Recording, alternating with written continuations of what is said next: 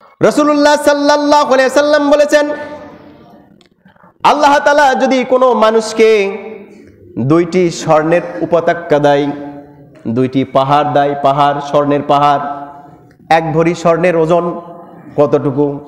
দুইটি স্বর্ণের পাহাড় যদি কোনো ব্যক্তিকে দেয় তাহলে কত ভরি স্বর্ণ দেওয়া হবে?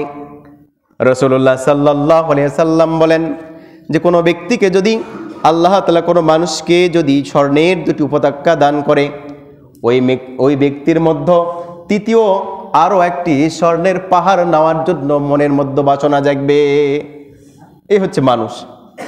দুইটা স্বর্ণের পাহাড় দান করা হয়েছে, তারপরে ৩ নাম্বার আরও একটি স্বর্ণের উপত্যকা পাওয়ার তার মধ্যে বাসনা জাগবে।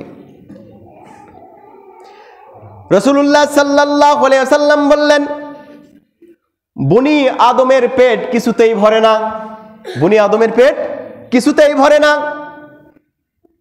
শুধুমাত্র বনি আদমের পেট ভরতে পারে ওই কবরের মাটি দ্বারা, ওই কবরের মাটি দ্বারা বনি আদমের পেট ভরবে। বনি আদমের পেট ভরবে কি দিয়া? কবরের মাটি দ্বারা। প্রিয় ভাইরা, একটু আমরা চিন্তা করি, ওয়াইলুল লিকুল্লি হুমাযাতিল লুমাযা আল্লাযী জামাআ মালান ওয়া আদ্দাদা আলহাকুমুত তাকাসুর হাত্তা যুরতুমুল মাকাবির।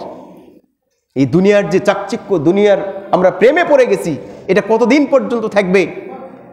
আল্লাহ তাআলা বলে দিয়েছেন হাত্তা যুরতুমুল মাকাবির, কবরে যাওয়া পর্যন্ত। প্রিয় ভাইরা, তাফসীরের কিতাবে এসেছে মানুষ যখন মারা যায়, দাফন কাজ করা হয়, কবরের মধ্যে রাখার পরে যেমনি ভাবে একটা গাছের মধ্যে যখন পাতাগুলো শুকিয়ে যায়, ঝরঝর ঝরঝর করে বাতাসের নাড়াতে পড়তে থাকে, মানুষকে কবরে রাখার সাথে সাথে সবার প্রথমে মানুষের শরীরের মধ্যে যে চুল রয়েছে, এই চুলগুলা শরীরের মধ্য থেকে ঝরে পড়তে থাকে।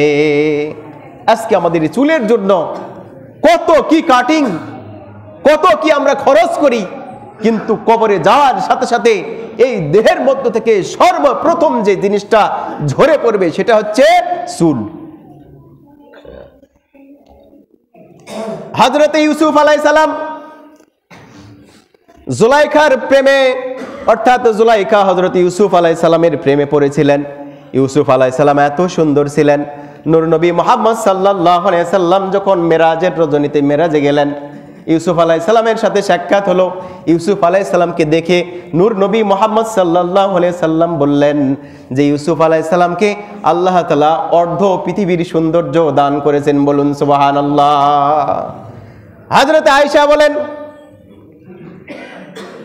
ইউসুফ আলাইহিস সালামের সাথে যেই জুলাইখার সঙ্গীগুলা ছিল, ইউসুফ আলাইহিস সালামকে দেখে জুলাইখার সঙ্গীরা তাদের ফল না কেটে হাতটাকে কেটে ফেলে দিয়েছে। হযরত আয়েশা সিদ্দিকা বলেন নূর নবী মুহাম্মদ সাল্লাল্লাহু আলাইহি সাল্লামকে যদি তারা দেখতো তাহলে তাদের হাত না তাদের কলিজাটাকে কেটে ফেলে দিত, বলুন সুবহানাল্লাহ। প্রমাণ কি? হযরতে বেলাল থেকে শুরু করে খুবাইব, আমির হামজা, কত সাহাবী রাসূলুল্লাহ সাল্লাল্লাহু আলাইহি সাল্লামের জন্য নিজের জীবনটাকে উৎসর্গ করে দিয়েছে, বলুন সুবহানাল্লাহ। এই জুলাইখা ওই 7টা কামরার মধ্যে যখন ইউসুফ আলাইহিস সালামকে আটকায় রেখেছে, আটকায় রেখে বলতেছে তোমার এত সুন্দর চুল, এরকম চুল, সুন্দর চুল আমি কোনো পুরুষের দেখিনি। ব্ল্যাকমেইল করার জন্য, ইমোশনাল ব্ল্যাকমেইল। ইউসুফ আলাইহিস সালাম এরকম ভাবে জুলাইখা আলাইহিস সালামের দিকে এগিয়ে যেতে চাচ্ছিলেন। তাফসীরের মধ্যে এসেছে 2টি মত। একটি হচ্ছে তার বাবা ইয়াকুব আলাইহিস সালাম দাঁড়িয়ে বলতেছেন, দাঁড়িয়ে বলতেছেন, জিহ্বায় কামড় দিয়ে হাত নেড়ে নেড়ে বলতেছে তুমি এই কাজের দিকে এগিয়েও না। আবার আর একটি মত হলো লা তাকরাবাজ জিনা, কোরআনের এই আয়াত আল্লাহ তাআলার আদেশের দিকে ইউসুফ আলাইহিস সালাম যখন নিজেকে বাস্তবায়ন করে দিলেন, তখন সেখান থেকে আল্লাহ তাআলা তাকে বাঁচিয়ে দিলেন। ইউসুফ আলাইহিস সালাম জুলাইখাকে বললেন এই চুল সুন্দর দেখতেছো, কিন্তু মরার পরে শরীর থেকে সবার আগে যে জিনিসটা যাবে সেটা হচ্ছে এই চুল। দ্বিতীয়টা যেটা বললেন, জুলাইখা বললেন তোমার মানে চোখটা অনেক সুন্দর, হরিণের চোখের মতো সুন্দর। তারপরে ইউসুফ আলাইহিস সালাম বললেন এই শরীরের মধ্যে যখন এ মৃত্যু হয়ে যাবে। মৃত্যু হওয়ার পরে কবরের মধ্যে আমাদের এই দেহটাকে যখন রাখা হবে, ওই চুলের পরে দ্বিতীয় যে জিনিসটি পচতে শুরু করবে সেটা হচ্ছে চোখ। কয়েকদিনের মধ্যে চোখ যখন পচে যাবে, একদম পচা আঙ্গুরের মতো টস টস করে এই মুখ দিয়ে, চোখ মুখ দিয়ে বের হয়ে যাবে। হ্যাঁ, তারপরে 15 দিনের মধ্যেই আমাদের এই শরীরের কি হয়ে যাবে, এই শরীরের মধ্যে যত গোস্ত রয়েছে সমস্ত গোস্তগুলো খুলে পড়ে যাবে, আর পেটটা ফেটে যাবে। কবরের উপরের মাটি ওই পেটের মধ্যে যায়া ওই পেটটাকে ভর্তি করে দিবে। রসুল বললেন, দুনিয়ার কোনো কিছু দ্বারা মানুষের এই পেটকে ভরানো যায় না। দুনিয়ার মানুষের পেট ভরাতে পারে শুধুমাত্র ওই কবরের মাটি। সুবহানাল্লাহ বলেন। মিনহা খলাকনাকুম ওয়া ফিহা নুঈদুকুম ওয়া মিনহা নুখরিজুকুম তারাতান উখরা। প্রিয় ভাইরা, আমাদেরকে এই দুনিয়ার বুকে চলতে হবে।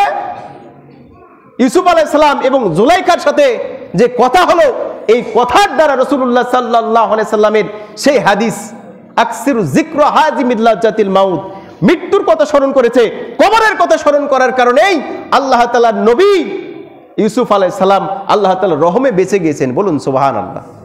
কবরে তো ইউসুফ আলাইহিস সালামের আজম হবে না, হবে নাকি? কবরের ক্ষমতা নাই ইউসুফ আলাইহিস সালামের দেহকে খাওয়ার। সমস্ত নবীগুলোর দেহগুলোকে কবর এই মাটি খেতে পারবে না, হারাম করে দিয়েছেন। আমাদের নবী হায়াতুল মুরসালিন নবী রাসূলুল্লাহ সাল্লাল্লাহু আলাইহি সাল্লাম। তো প্রিয় ভাইয়েরা, আমাদের জিন্দেগি কতটুকু, এই জিন্দেগির মধ্যে আমরা কত কি করার চেষ্টা করছি, কিন্তু আলহাকুমুত তাকাসুর হাত্তা যুরতুমুল মাকাবির কাল্লা সাউফা তা'লামুন সুম্মা কাল্লা সাউফা তা'লামুন। বেশি থেকে বেশি মৃত্যুর কথা স্মরণ করি, যেই সম্পদগুলোকে অর্জন করার জন্য আজকে আমরা নামাজ, রোজা, হজ, যাকাত, দ্বীনকে প্রতিষ্ঠা করা, সত্যকে প্রতিষ্ঠা করা, সন্তানকে সুসন্তান করা, ইনসাফ প্রতিষ্ঠা করা, এই দিকে আমরা ফিরাচ্ছি না। অথচ আমাদের সম্মুখে এগুলো আমাদের কি হবে, দেখানো হবে, করা হবে। প্রিয় ভাইরা, আমি পরিশেষে এটাই উদাত্ত আহ্বান জানাচ্ছি, শান্তি কোথাও নাই, শান্তি রয়েছে ইসলামের মধ্যে। আল্লাহ তাআলা আমাদের সকলকেই কবুল করুন। আমাদের সময় কতটুকু আছে আমরা কেউ বলতে পারবো না, কিন্তু আল্লাহ তাআলাকে রাজি খুশি করে যদি আমরা দুনিয়ার বুক থেকে যাই, কবর, হাসর, মিজান, পুলসিরাত, কোথাও কোনো সমস্যা থাকবে না। রাজি আছেন তো ইনশাআল্লাহ? আল্লাহ তাআলা সকলকে কবুল করুন। আসসালামু আলাইকুম ওয়া রাহমাতুল্লাহ।